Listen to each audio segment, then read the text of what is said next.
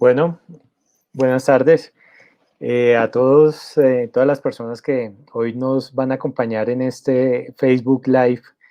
Agradecerles por tomar este tiempo un viernes en la tarde para poder conocer un poco sobre el trabajo que venimos realizando desde la Fundación Colombia con Memoria, especialmente con lo relacionado a la que fue la entrega del informe que se le hizo a la Comisión de la Verdad sobre el atentado al avión de Avianca. El pasado 27 de noviembre, desde la Fundación Colombia con Memoria, realizamos la entrega a la Comisión de la Verdad de este informe al cual llamamos eh,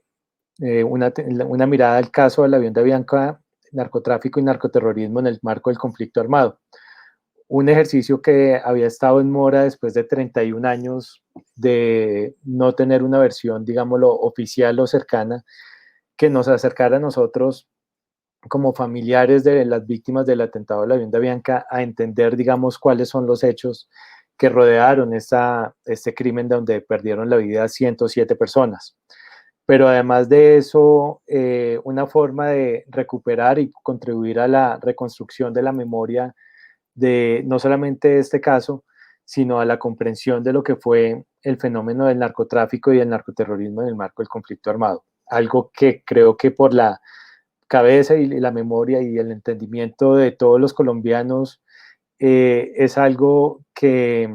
no ha sido fácilmente explicado, ¿no? Y que creo que a partir de este documento lo que hacemos es poder contribuir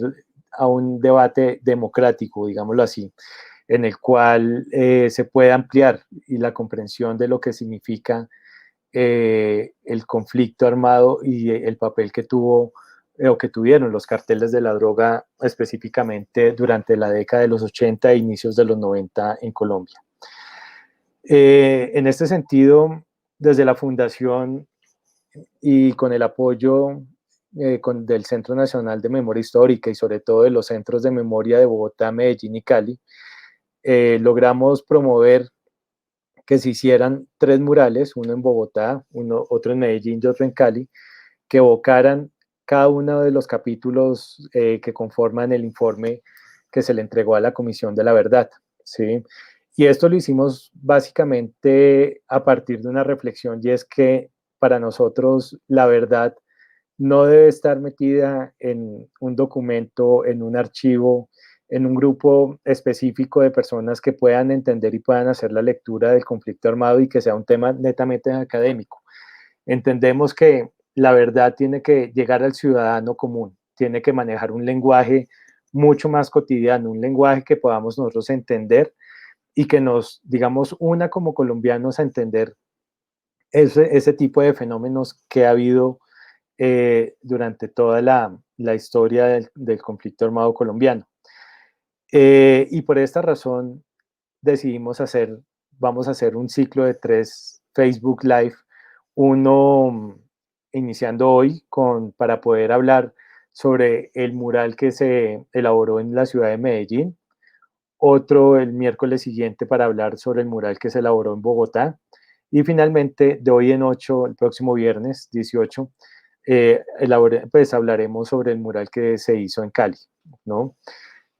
Hoy arrancamos con este ciclo y nos acompañan dos personas. Uno es Cristian Álvarez, el artista que estuvo a cargo de concebir, digamos, el diseño del mural, pero además de eso trabajó muy de la mano también con las familias, oyéndolas, entendiendo un poco la posición que ellos que tenían frente a este mural, y también Jairo Herrán, que es el director del Museo Casa de la Memoria de Medellín, que es el lugar donde se hizo este mural y que también ha sido parte fundamental en poder ayudarnos a hacer este propósito, pues, realidad, digámoslo así. En este sentido, queremos hoy empezar por primero hacer una pequeña descripción de lo que es el capítulo para poder después dar paso a Cristian de cuáles son esos elementos que conforman el primer capítulo del informe al atentado del avión de Avianca. Como les decía, pues el informe tiene 3 capítulos y el primer capítulo que hoy nos reúne tiene que ver exactamente con el contexto y los antecedentes del narcotráfico en Colombia, ¿sí? Y básicamente ahí abordamos unos temas que nos permiten acercarnos a entender cómo este fenómeno surge en Colombia, cómo este fenómeno se va inmiscuyendo, digámoslo así, se va relacionando con el conflicto armado con los actores, es decir, con los agentes del Estado, con las guerrillas, con los grupos paramilitares, cómo además esa violencia que desencadena los carteles de la droga llegan a lugares muy vulnerables como son las comunas de Medellín, de donde no solamente surge un fenómeno como es el sicariato, sino también, digámoslo, se posicionan y empiezan a generar controles en las relaciones con, digamos, no solamente con las comunidades, sino con el poder político, ¿no? Es decir, cada vez se vuelven mucho más fuertes y llegan a tener sus oficinas y generan, digamos, un nicho de violencia más en lo local, ¿no? En este sentido, digámoslo, hablamos de algo y es entender esa relación natural, digamos, lo que hubo entre el narcotráfico y todos estos actores armados, ¿no? Y para entender un poco cómo sucedió en lo local, pues hoy nos acompaña Cristian, digámoslo, que además de este mural ha tenido la oportunidad de trabajar otros murales en la Comuna 13, bueno, y que él nos puede contar un poco más de su experiencia, ¿no? Entonces, quisiera pues, Cristian, darte la palabra un poco, que nos cuentes un poco sobre tu trayectoria, digamos, como artista y muralista en Medellín. Hola, don Gonzalo, buena tarde. Pues bueno, yo soy Cristian Álvarez, como ya dices, o aparece ahí, me dicen Bicho. Soy parte de varios colectivos artísticos, culturales y sociales de acá, de la ciudad de Medellín. Casa Colacho en la Comuna 13, Casa Loma acá en el corregimiento de San Cristóbal. Nacido acá en las comunas de Medellín, criado en las comunas de Medellín. Soy del 90, entonces crecí como con toda esa cultura de cómo el poder del narcotráfico dejó esa semilla en los jóvenes de que el dinero se hacía era por el modo rápido y el modo más violento. Entonces fue como cambiar ese estigma de ser de la Comuna 13, que durante tantos años nos permeó de la ciudad de Medellín, a decir que somos artistas, que somos jóvenes y estamos haciendo algo para cambiar una partecita a la vez. No sé si cambiaremos el mundo, no sé si cambiaremos la ciudad, pero intentamos cambiar desde nosotros lo que está a nuestro alrededor, desde el arte, desde la cultura, desde el hip hop, desde el baile, porque sabemos que la cultura en general puede ser un escudo protector y a la vez un medio para impulsarse y salir de ese círculo vicioso que nos deja la violencia en el país en general, ¿cierto? Gran parte de mi proceso, llevo ya alrededor de 10 años pintando, ha sido con víctimas, como tratando de restablecer espacios, de restablecer derechos desde el muralismo, desde la pintura, desde el graffiti, dar a entender que no solo se queda con ese estigma de ser víctima, sino salir adelante y mostrarle al mundo que sí se puede. Entonces no solo lo he hecho en la ciudad, sino en varias partes del país. De hecho, hoy regresé de Anzá, un municipio también de Antioquia, haciendo lo mismo, mostrándole a la comunidad cómo han sido tan fuertes de sobrepasar la violencia y seguir en comunidad trabajando para salir adelante. Eso reflejado desde los murales, de los grafitis, para que quede como en memoria colectiva de todos los lugares. Es como el fuerte en mi trabajo. Vale, Cristian, muchas gracias. Tú mencionas algo muy interesante y es el trabajo que vienes realizando con las víctimas del conflicto armado, digámoslo, para no solamente plasmar sus historias, sino yo creo que, como lo mencionas, todo el tema del arte es como se vuelve un canal en el cual las víctimas podemos transmitir y poder dejar nuestro testimonio, nuestra versión de los hechos para que otros ciudadanos lo entiendan. ¿Tú crees que, digamos, qué tan necesario es tener o poder acudir a estas otras expresiones artísticas para que el ciudadano ya más de a pie, que nunca lo ha tocado la violencia directamente, pueda, digámoslo, sensibilizarse o entender o conocer un poco la historia del conflicto. No, yo creo que es totalmente fundamental. Es que en gran parte de los procesos de reparación a víctimas se establecen murales y obras que dejen los pensamientos de aquellas personas que lo han sufrido. En la mayoría, y estoy muy seguro que en la mayoría se busca más que todo es como mostrar lo que se ha logrado, más que los hechos victimizantes, más que la violencia, más que la sangre y las armas. La mayoría de las víctimas busca mostrarle a los demás que sí se puede salir de esto, que sí se puede ser fuerte y sobrepasar como todos esos hechos y seguir trabajando para lograrlo. Desde mujeres que la violencia y la guerra se llevó sus esposos, sus hijos, siguen luchando ellas para crear sus familias, para crear nuevas personas que le ayuden a la sociedad. Entonces, todo eso, tratar de establecer eso, el amor por el territorio, sobre todo pues en las zonas rurales del país donde la violencia pegó más duro, cómo las personas se arraigan al territorio y ven la siembra, el realizar cosas con las manos, un hecho fundamental para dejar el dolor atrás, para seguir trabajando y crecer así como las semillas. Exacto. Mira que yo creo que a mí de lo que más me gustó de la manera en que lograste plasmar el diseño del mural fue algo y es que en algún momento como lo hablamos, ¿no?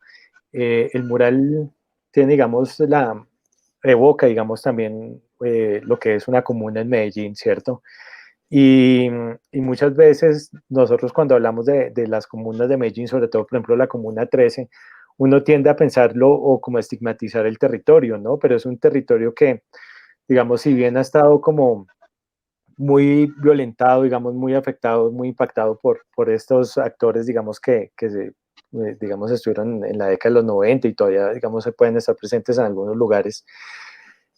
¿Cómo hacer que ese mensaje y ese diseño no terminara estigmatizando el territorio, sino por el contrario, contando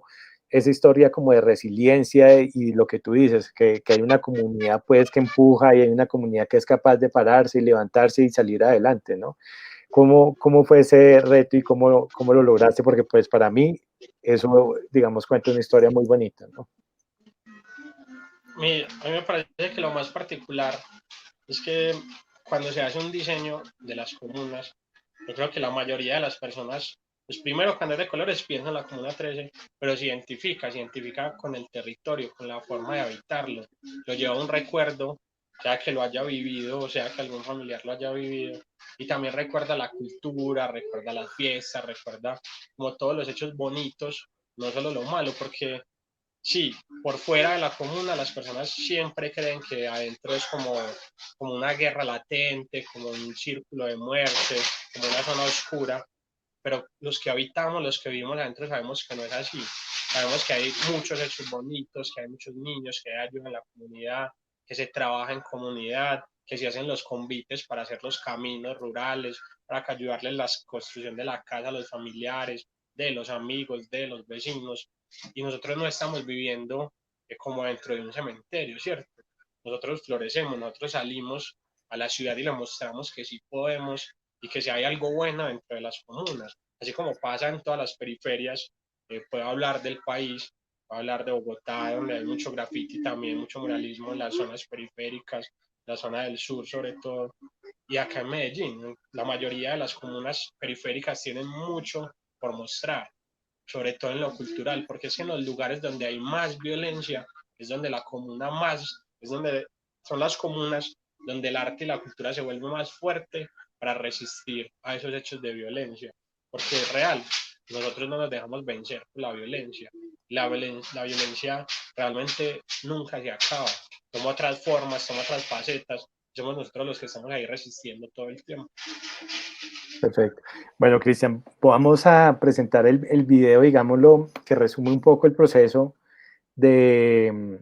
cómo se elaboró el mural para que las personas puedan ver un poco cómo fue ese trabajo, ¿vale? Dale.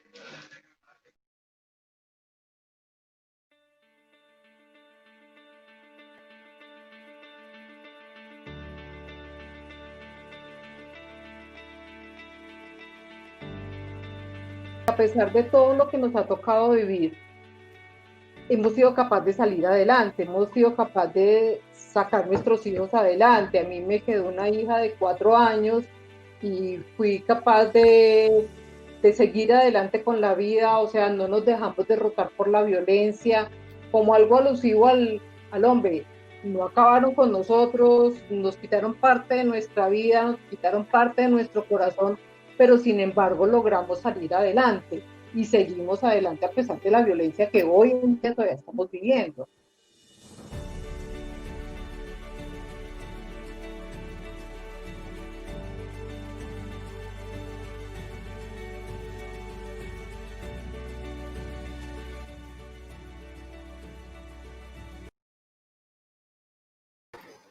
Bueno, Cristian, ¿podrías contarnos un poco, digamos, ahora sí el diseño, qué consiste, qué fue eso que nosotros vimos, cómo surgió la idea de elaborarlo de esta manera? Bueno, la idea principal, pues con la complejidad del muro, que era muy bajo pero muy amplio, teníamos como que contar inicio y final, ¿cierto? Entonces hablábamos de eso, de las comunas, como el narcotráfico y la violencia lo que hacía era como romperla, como fragmentarla, así como un papel partirlo en dos para llevarse o robarse esos jóvenes, ¿cierto? En ese momento, sobre todo en los 80 y 90, donde fue pues, el mayor auge del narcotráfico del país en la ciudad de Medellín. Eh, Se roban los jóvenes y se pierde, ¿cierto? Así como se ve una gran pérdida de jóvenes, las familias quedan ahí, quedan resistiendo en el territorio, porque no todos los jóvenes querían ser malos, no todos tuvieron la oportunidad de escoger algo diferente, la mayoría lo hacían para poder comer, para poder sobrevivir al territorio, porque es que la violencia también los limitaba a que el que no sea bravo, al que no muestre que es fuerte, se lo come, ¿cierto? Se lo come el mismo entorno. Entonces casi que se les obligaba a que demostraran su fuerza, su fiereza, haciendo actos de violencia. Por eso siempre tomaban a los niños más jóvenes, más chicos, y los obligaban a hacer actos de crueldad, de asesinatos, para desde ahí tomarlos, como para decirles, vea que usted ya es grande, vea que usted ya es malo, pero también rescatar las personas que se quedan ahí, las familias, los niños, las mujeres, que tienen que resistir a esto, tienen que resistir a la violencia, luego a toda la limpieza social y posteriormente seguir ahí, porque no había opción de salir, porque muchos no teníamos la opción de irnos para el centro de la ciudad o para la zona sur o para un mejor lugar donde vivir, sino que tocaba resistir desde ahí, desde el territorio. Entonces era como mostrar eso, lo bonito del barrio, no solo lo malo, de las casas de colores, cómo se puede construir en un espacio impensable, cómo es tan particular que no existen dos casas iguales. En todos los barrios periféricos las casas son únicas, porque se hace con lo que hay en el momento, porque se hace con lo que se logra tener ahí en los momentos o con lo que se construye durante años y años y años. Entonces daba la particularidad de que las casas todas son únicas, así como las familias y las personas. Pero también en el centro teníamos que mostrar lo que queríamos reflejar, ¿cierto? Que era el atentado del avión, hasta dónde había llegado el narcotráfico. Y ahí utilizábamos como la placa del avión eh, para que cualquier persona que no fuera del país o que se desentendiera del tema, le entrara la duda de qué significa eso, o sea, qué significan esas letras y ese número, y apenas lo googlearan, lo escribieran en cualquier red, le saliera como todo el contexto y pudiera entender de qué estábamos hablando. Pero no solo estábamos hablando del atentado, sino así como decía doña Beatriz, de reflejar que sí se pudo seguir adelante, de que se robaron una parte o que se llevaron una parte de la vida de las personas, pero el resto siguió fuerte y siguió creciendo. Entonces, sobre todo muchas flores, hablando de eso, de que fuimos semilla y ya somos flores, ya se está floreciendo, de mostrar parte de la ciudad, mostrar un pequeño avión ahí en representación también. Otro, otro atentado que hubo pues en la ciudad, ahí en la zona céntrica, sobre una escultura de Botero también que va ahí como en una partecita, y sobre todo mostrar de que no nos vence la violencia, de que no nos quedamos ahí como en ese espiral negro, sino que se florece y se crece para seguir ayudando a la comunidad. Vale, Cristian, muchas gracias. Bueno, hoy también nos acompaña Jairo Herrán, director del Museo Casa de la Memoria en Medellín, del lugar donde está este mural. Y pues Jairo, primero darte la bienvenida, darte las gracias, digamos, porque el apoyo y el acompañamiento que ustedes han tenido fue vital, digamos, también para sacar este proyecto adelante, ¿no? Y que nos cuentes un poco por qué es importante construir este tipo de murales y de utilizar este tipo de lenguaje artístico para poder contar ese contenido de ese informe. Creo que no te oímos, Jairo, tienes el micrófono silenciado. ¿Ahí me escucha? Sí. Perfecto. No, en primer lugar, de verdad, un saludo para todas las personas que se encuentren conectadas. Ya decía Cristian y narraba cómo fue que se construyó este mural y cuál es el significado que él tiene. Yo quisiera simplemente agregarle dos aspectos. Uno es su gran colorido, la fuerza del color que le da un sinónimo de vida, es decir, por encima de las tragedias que ya relataba Cristian, han quedado en el mural, por encima de muchas más tragedias que están en esa ciudad, ¿cierto? En esa ciudad que se observa ahí y que han sido la consecuencia luctuosa del ejercicio de múltiples violencias que se han dado en nuestra ciudad. Por encima de todo eso está el color fuerte de la vida. Y ese color fuerte de la vida contrasta con el escenario de trasfondo, que es un escenario verde, es un escenario de naturaleza viva, que permite que haya una armonía entre el gran colorido que tiene el mural como tal, precisamente con ese trasfondo verde y vivo de una naturaleza que está en permanente cambio, en permanente transformación. En esta zona, por ejemplo, hemos sembrado, porque esta zona tiene que ver con una parte digamos, del Parque Bicentenario, que lo denominamos el Bosque de la Esperanza, donde hemos podido, por ejemplo, sembrar los árboles en las conmemoraciones de otros hechos luctuosos, porque la verdad es que hay demasiados hechos luctuosos que se deben estar recordando permanentemente. Allí sembramos, por ejemplo, el árbol por la masacre de Villatina, cuando se mataron ocho chicos de entre los 8 y los 22 años, el desarrollo de esas violencias absurdas donde muchas veces no se tenía ni se tiene claro cuáles los motivos, cuáles las razones que llevaron a esas muertes. Igualmente sembramos por lo menos unos 2 o 3 árboles más en recordación de otros hechos luctuosos que por igual ocasionaron y trajeron mucho dolor a las familias. Ahora, el vuelo HK 1803, pues dijéramos es, o mejor, el avión, ese es el número de la identidad del avión, representa un vuelo, yo diría que es muy significativo en el tema de cómo estaba el nivel de la violencia y de los actores de la violencia en ese momento.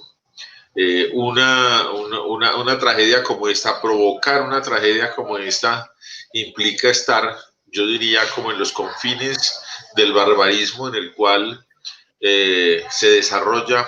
un proceso de violencia. El mismo proceso de violencia va escalando y llegan a los extremos. Allí se cometen los delitos de lesa humanidad, los delitos que ofenden a la conciencia humana. Allí se han producido los hechos, digamos, más luctuosos a nivel del mundo, las grandes masacres, los genocidios, todos se perpetran este tipo de acciones cuando ya ese ciclo de la violencia en una espiral ha ido creciendo en una espiral de hechos que han venido escalonando. Entonces cada vez se va llegando a todavía más violencia y a una violencia todavía más execrable. Los ejemplos de violencia que tenemos en nuestro país como consecuencia del conflicto armado, pues son terribles. Hay muchos de ellos que aunque no son publicitados permanentemente, pero los puede leer uno, por ejemplo, en los procesos judiciales, pues la verdad es que a veces uno considera de que el ser humano no puede llegar a esas etapas de bestialización en el ejercicio de la violencia, pero sin embargo se hace, sin importar, sin interesar absolutamente nada. Por eso es tan importante hacer estos ejercicios de recuperación de memoria para que las nuevas generaciones, para que los niños, las niñas, los adolescentes, los adultos recuerden y reelaboren mentalmente y también en sus valores morales el valor de la vida, la obligatoriedad de proteger la vida, la obligatoriedad de mantener unos estándares morales que protejan la vida. Me parece que también es un mural que, digamos, enseña, de alguna manera forma, de alguna manera no solamente evoca y evoca con ese colorido, como les digo, la vida y las vidas que se perdieron en ese vuelo, sino que también evoca la vida de una ciudad que pese a todo este ciclo que se ha vivido, pues persiste y reacciona, se reacomoda. El término que se ha hecho tan popular, se vuelve resiliente, ¿cierto? O sea, tiene una capacidad de adaptación frente al daño que se está dando. Entonces, por esa razón, hemos, desde el Museo Casa de la Memoria, tomado esta participación, que para nosotros ha sido muy importante, porque es no solamente un deber, en nuestro caso, como lugar de memoria donde se tiene que registrar estos hechos para que no se pierdan, para que no se olviden, para que se mantengan vigentes, retrotrayendo ese pasado a un presente permanente, sino que implica también el desarrollo de ese reconocimiento y de esa reparación simbólica, a la cual también está obligado el Estado. Y siendo este Museo Casa de la Memoria una entidad estatal, porque es un establecimiento público que hace parte del entramado institucional del municipio de Medellín, pues el Estado tiene que también hacer esa reparación a través de esos reconocimientos y de esas expresiones. Las expresiones culturales, y ya lo decía Cristian, en la medida en que hay una convergencia de más hechos violentos en un lugar, también hay una exigencia a todas las manifestaciones culturales de estarse manifestando, de estarse presentando, de emerger, de no dejarse vencer por esas violencias. Y me parece que desde ese punto de vista, todos estos eventos van dirigidos en esa dirección. En esta Semana de la Memoria que acabamos de culminar, por ejemplo, el museo fue arropado por las tejedoras que tejen alrededor en unas telas largas e inmensas, tejen precisamente sus sentires, sus dolores, sus padecimientos. Las víctimas tejen directamente allí y hacen figuras, y es muy bonito porque entonces son telas de colores y se colocan, en este caso se colocaron en toda la puerta de ingreso al Museo Casa de la Memoria, e implicaba precisamente proteger esas memorias que están en este lugar. Igualmente tuvimos en un programa que hizo que patrocinó la Comisión para el Esclarecimiento de la Verdad, a una corporación hicieron ellos un taller también muy bonito, muy creativo, donde finalmente las víctimas, las personas que participaron allí, es decir, los familiares de las víctimas que también son víctimas, plasmaron en unos cuadros de lienzo unos bordados que finalmente resultaron bordados muy hermosos, y con esos bordados, cerca de unos 32 bordados, los utilizamos y los colocamos para inaugurar la sala que hemos destinado y que sirve para que todas las organizaciones sociales y las organizaciones de víctimas, cualquier elaboración de productos, elaboración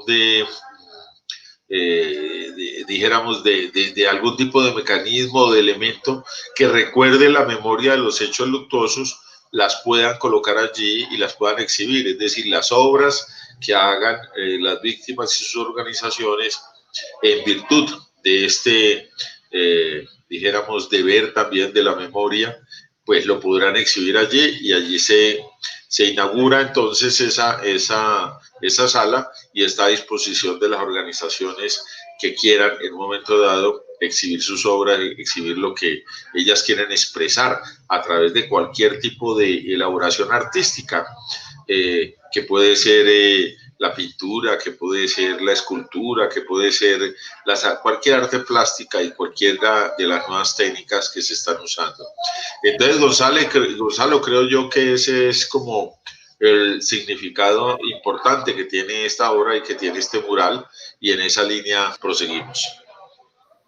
Exacto, Javier, muchas gracias. Y fíjense que creo que acá mencionamos dos cosas que nos lleva a resaltar mucho la importancia de elaborar este tipo de arte, ¿no? Digámoslo, de manifestaciones artísticas que nos lleven a comprender ese lenguaje y entender el conflicto, ¿no? Y básicamente porque uno nota que en lo que tiene que ver con el narcotráfico generó de cierta manera un impacto dentro de lo cultural, ¿no? Y entonces uno ve que no solamente ha habido como una mala lectura de este fenómeno, y específicamente de los carteles, como fue el cartel de Medellín, en donde hay una influencia y una interpretación a través también de otras expresiones artísticas que han llevado a que surjan temas como el Narcolab también, por ejemplo, como los grafitis, o como también la página que elaboramos nosotros desde la Fundación Colombia con Memoria de la Campaña, que es el Narcostore, que ahorita les vamos a presentar un video para entender también cómo contar estas expresiones para poder, digámoslo, hacer un poco de pedagogía sobre el tema, ¿no? Entonces, antes de darle digamos, poner un poco de discusión sobre este tema, de cómo hacer que a través del arte y las otras expresiones podamos contarla y reconstruir la memoria, vamos a presentarles el video que tenemos sobre la campaña para que veamos cuál fue su impacto. Pablo Escobar murió hace 27 años, pero la industria del entretenimiento mantiene su legado vivo, coleando y ganando millones en el camino.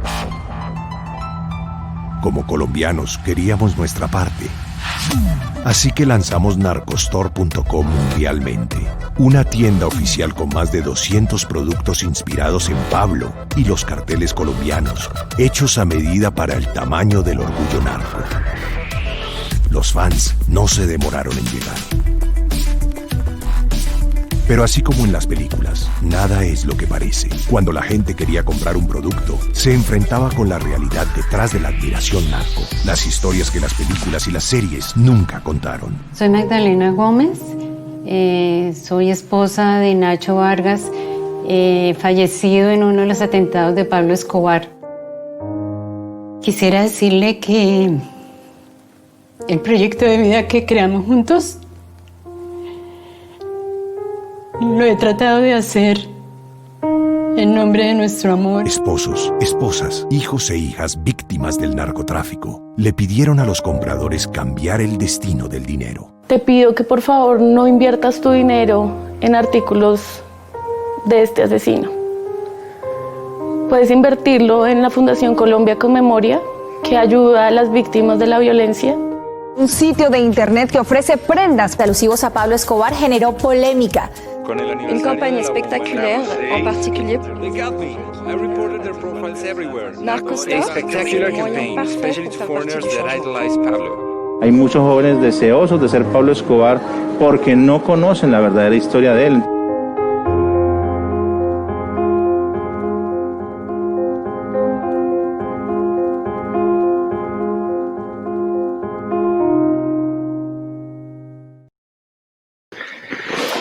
Bueno, ese, digamos, resume un poco la manera en cómo nosotros también hemos querido contribuir a ¿cómo se llama eso? A transformar, digamos, el imaginario que hay sobre este fenómeno, ¿no? Y pues hay algo que me gustaría que Jairo y Cristian nos contaran, digámoslo, de esos retos sobre cómo cambiar el lenguaje, digámoslo, para que las personas hoy entiendan fenómenos como el sicariato, como la violencia que desató el cartel de Medellín, como toda digamos, la indiferencia que han tenido que padecer las víctimas del narcoterrorismo en Colombia, y cómo transformar esos relatos, volverlos más de la comprensión del ciudadano común, y que, digamos, estos fenómenos que terminan como exaltando a los victimarios no se sigan dando, y como país, digamos, nos dediquemos más a construir sobre nuestra historia y a comprenderla un poco más. ¿Cuáles son esos retos desde el arte? ¿Cuáles son esos retos desde el Museo Casa de la Memoria, Jairo y Cristian? Si quieres, Cristian, bien puedas. ¿Cuál es el reto desde el arte, Cristian? Desde el arte es seguir mostrando, ¿cierto? Y no solo desde lo bonito, sino desde lo que de verdad tenga un fundamento, de lo que de verdad muestre que no somos un país que vive pegado a una imagen que nos ha marcado durante tanto tiempo, ¿cierto? Cómo mostrarle a los niños, a los jóvenes, a la gente del común, por así decirlo, que esa imagen de Pablo Escobar ya no nos representa, pues no, como darles a entender todo lo que pasó, ¿cierto? Porque es que la imagen queda como ese estereotipo de hacer las cosas rápido, de hacer las cosas, de conseguir dinero rápido, de tener armas, de tener todo como muy a la mano, pero no muestra todas las vidas que se llevó, todo el tiempo que nos ha dolido ese estigma, todas las víctimas que ha dejado, cada una de las familias. Entonces es como realmente no olvidar qué es Pablo Escobar, sino realmente mostrar lo que es, ¿cierto? No es solo desde el hecho de derrumbar edificios o de tumbar como las cosas ya establecidas, sino el hecho de realmente mostrarle al pueblo colombiano todo lo malo que se vivió, porque no es lo mismo las personas que vivieron en la zona céntrica o que vivían en un pueblo a los que vivieron en las comunas, en diferentes comunas, ¿cierto? ¿Qué es esa imagen real? O sea, ¿qué nos dejó el narcotráfico? O sea, ¿cuántas personas todavía están vivas de eso? ¿A cuántas personas cuántas familias de los narcotraficantes se sienten orgullosas de eso? Y son muy pocas, casi nulas, porque no es un hecho ni es algo que nos debe dar orgullo. Yo todavía cuando veo a alguien con una camiseta de Pablo Escobar, sea local o sea un visitante extranjero, sobre todo en la Comuna 13, siento que está desinformado, siento que realmente no tiene el conocimiento de qué fue lo que pasó, solo que tiene una imagen ahí que los medios nos han mostrado, que Netflix nos ayuda, que todas esas narconovelas, narcoseries quieren mostrar, mas no conoce la realidad de los hechos. Entonces es como mostrar eso al común, y sobre todo, por ejemplo, en el graffiti, en el arte, que está ahí abierto a todo el público, que no está cerrado en un museo, cómo reinterpretar eso y darlo a conocer a todas las personas. Muchas gracias. Y Jairo, ¿cuál es ese reto desde el Museo Casa de la Memoria para transformar esos imaginarios y esas narrativas? Por supuesto que el reto es bastante grande y yo diría bastante significativo. Quisiera un poquito hacer un poco de contexto, ¿cierto? O sea, nuestro país y particularmente nuestra ciudad atravesaba toda una etapa donde por razones de tipo económico, de tipo social, de la inequidad, de la desigualdad, de la ausencia de Estado, bueno, y muchos componentes más, tenía una juventud que había llegado a un punto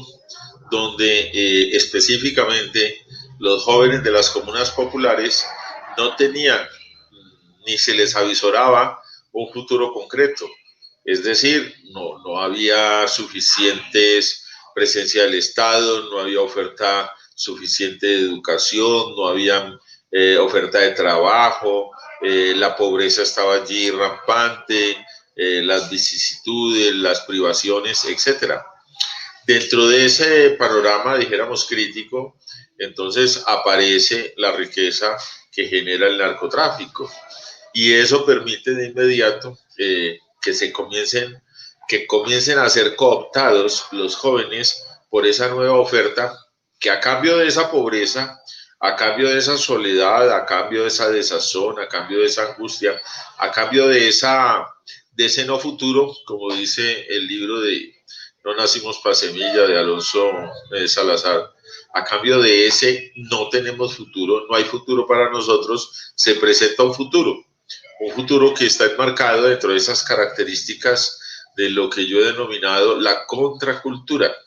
del narcotráfico, que no es una cultura, es se comienzan a generar una serie de comportamientos, de conductas y de valores contrarios a una verdadera cultura. El establecimiento había sido incapaz de garantizar que esos valores que siempre había promocionado y había manifestado, que tienen arraigos en la religión católica, que tiene arraigo en la tradición, etcétera, pudieran permanecer. Y a cambio de eso, entonces surgen estos valores de la anticultura, de la contracultura, que se va formando, ¿cierto?, sobre la base, en primer lugar, de la manifestación de la importancia de los nuevos personajes, su nueva importancia que está dada por la marca, por la pinta, por el vestido, por la moto, y que es aupada, por supuesto, por estos personajes que son los que van a la cabeza, digamos, de ese nuevo conglomerado que va emergiendo. Recordemos que el narcotráfico florece a partir de lo que se llamó las personas emergentes, ¿cierto? O sea, gente que no tenía abolengo, gente que no tenía tradición, gente que no tenía árbol genealógico, y de un momento a otro se encuentran con unas vetas de dinero que rápidamente va engrosando su riqueza hasta situaciones totalmente, digamos, desaforadas, totalmente salidas de contexto. Y eso permite entonces que toda esta juventud, que todos estos jóvenes vean allí la posibilidad de realizarse como personas. Ya dijéramos de una manera distorsionada, claro, distorsionada, pero es como el camino que ellos ven, ¿cierto? Para poder irse empoderando como personas. Son jóvenes, son adolescentes, están en proceso de formación, rápidamente adquieren entonces esos valores de contracultura y allí surge rápidamente el sicariato, las bandas de sicarios. Aquí hay zonas donde se habla, barrios donde se dice, en estos barrios surgieron los sicarios como cuando usted bota semillas en una tierra abonada y comienzan a salir plantas. Es decir, entre más gente moría, y en el año 91 tuvimos más de 6.000 asesinatos en el área metropolitana, entre más surgían, más morían, o entre más morían, más surgían, y rápidamente eran reemplazados por nuevos jóvenes, por nueva gente que llegaba precisamente a buscar eso que no había encontrado dentro de la sociedad, ¿cierto? Ya de una manera distorsionada, simplemente de forma rápida llegar no solamente al dinero, sino al ejercicio de un poder, de un micropoder, de acuerdo a su rol social y a su rol dentro de estas agrupaciones, lo cual, por supuesto, que es canalizado por los personajes que están al frente, con los resultados o digamos, ominosos que ya todos conocemos, ¿cierto? Donde se desata toda esta guerra que se da durante la década de los 80, de los 90 principalmente, donde estas agrupaciones logran confrontar al Estado y logran casi que poner de rodillas al Estado, precisamente por su capacidad económica que les permite llevar adelante, dijéramos, todo ese proyecto de guerra en que ellos se meten con el tema de la extradición. Entonces, veamos que al museo, Casa de la Memoria, y a todos nosotros nos corresponde terminar con esa contracultura, o sea, con esas creencias de que ese es el camino para la juventud. Por eso tenemos que tener una incidencia cultural y por eso la importancia de la incidencia en la juventud, en la niñez, en los adolescentes, de las artes plásticas, porque a través de toda la cultura es como podemos lograr quitar, cambiar ese chip que se había formado y que todavía lo observa uno, que todavía es fuerte, todavía tiene una presencia en los lugares, digamos, en los barrios, en las comunas, y eso hay que continuar haciéndolo, y esa es nuestra misión, a través de la cultura, a través de la memoria, a través de las artes plásticas, estimularlas, llegar a todos estos jóvenes, a todos estos adolescentes, para que su perspectiva de vida siga el camino correcto y no se distorsione como sucedió con tantos jóvenes, porque finalmente en las cifras de homicidios, tanto como victimarios como víctimas, siempre los jóvenes fueron los que estuvieron poniendo el 90% de la gente que falleció.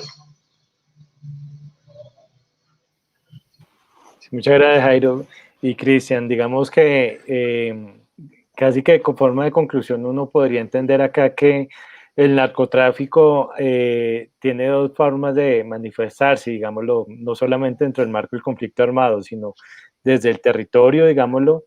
en donde encontró, digámoslo, como decía Jairo, tierra abonada, digámoslo, para poder capitalizar su poder, digámoslo así, sino que después, digámoslo, le sirvió para intensificar esa violencia en todo el país, sino que además de eso ha dejado como un mensaje de mala información, como lo decía Cristian, en el resto de la gente, ¿no? Y hay gente que todavía no concibe ese fenómeno del cartel como un actor del conflicto armado, pero pues que básicamente a través de este informe, cuando contamos esa historia, cuando reconstruimos cómo surge, cómo genera esas relaciones dentro de todos los actores del conflicto armado, uno entiende que fue más allá de un actor delincuencial que realmente permeó todos los ámbitos culturales, económicos, políticos, sociales de este país, ¿no? Entonces, pues yo quiero agradecerles, la verdad, este espacio, agradecerle pues a Cristian, a Bicho, pues ese trabajo me parece que vale la pena que todos los colombianos y las colombianas que visiten el Museo Casa de la Memoria pasen y conozcan el mural. Es un trabajo que lo hizo con una gran pasión, se tomó el trabajo de abrirle espacio a las familias, que le pudieran retroalimentar, digamos, el concepto del mural, y pues a Jairo desde el Museo Casa de la Memoria, de verdad, todo nuestro agradecimiento y nuestro reconocimiento por todo el trabajo y el acompañamiento que nos han brindado, digámoslo, como víctimas del narcoterrorismo en Colombia. Y a todas las personas pues, que nos estuvieron ahí acompañando hoy, mil gracias por permitirnos compartir esta historia y este ejercicio que hemos hecho. A usted, Gonzalo, de parte nuestra también muchas gracias, y a Cristian y a todos los que han estado conectados. Quería hacer un reconocimiento muy especial. Me gustó mucho el video que usted, Gonzalo, que ustedes desde la Fundación realizaron, y fíjese usted cómo muestra el primer día 46 millones de personas que se conectaron, seguramente buscando unos zapatos, bueno, como fuera, o sea, es decir, si eso ocurre a nivel mundial, ¿cierto? Eso ocurre a nivel mundial, entiendo yo. Entonces, imagínense el poder que tiene esta contracultura que se da esa cifra tan astronómica de gente que de inmediato acudía a la página creyendo de que allí le están pues vendiendo todos estos productos para encontrarse con la cruda realidad. Exacto, así es. Pues, no, agradecerles a ustedes por la invitación, por todo el proceso. Créanme que fue un hecho fuerte, pero también muy bonito el hablar con las personas, el intentar hacer algo que pudiera transmitir todo eso que capté yo como en las reuniones. Y no, muchas gracias por la invitación y siempre la orden. bueno, mil gracias a todos. Y pues por hoy vamos por terminado, extendiéndoles la invitación para que el próximo miércoles, también a esta misma hora, a las 5 de la tarde, se conecten y conozcan el mural y el trabajo que se hizo desde Bogotá, evocando la segunda parte del capítulo del el informe sobre el atentado del avión de Avianca, en el que hablaremos sobre los impactos del narcoterrorismo y sobre todo el caso del avión de Avianca, cómo fue que se desarrolló. Muchísimas gracias a todos.